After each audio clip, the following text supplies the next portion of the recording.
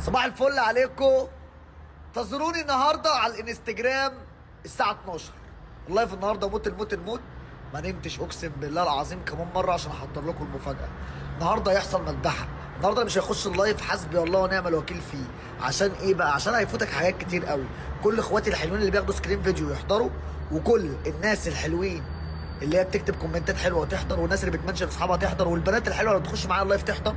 عشان اللايف النهارده وعز جلاله الله انا صارف ومكلف دافع 30,000 جنيه عشان تتبسطوا. ابسطوا يا عم ما انت هو. مستنيكم الساعه 12 بالليل بعون الله نتبسط مع بعضينا. هحضر الشيبسيات، البوزوات، الفشارات والحركات. الساعه 12 بالليل بعون الله هنفرج امة لا اله الا علينا. انا قلت لا اله الا الله الا الله بس عشان ما نمتش والله. حقوقوا عليا ما حدش يقفش فيها. استغفر الله العظيم يعني لا اله الا الله عشان بتكلم بسرعه. مستنيكم بالليل. قول يا حبيبي ما تخافش، انا عادي كده كده ما بفرقش من العبيط ومن البقف. الساعه 12 انا هكسر في السقف. مستنيكم الساعه 12 بعون الله هنولع في الدنيا ونفرج امة لا اله الا الله علينا.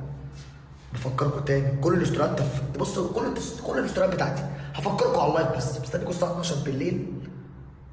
قول يا عبيط ما تخافش. هتولع من قلب الارض دي. يا ترى في ايه؟ هتعرفوا. بس الناس تاخد سكرين فيديو كده عشان هو ده اللي معيشني. سلام يا عبيط.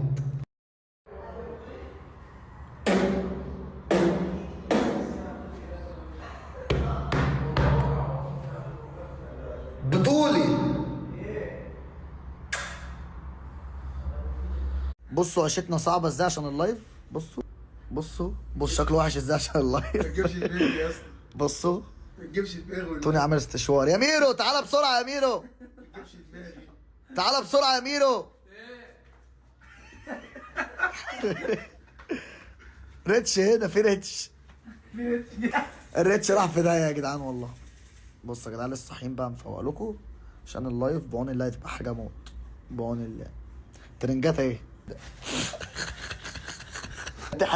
حرق الترنج.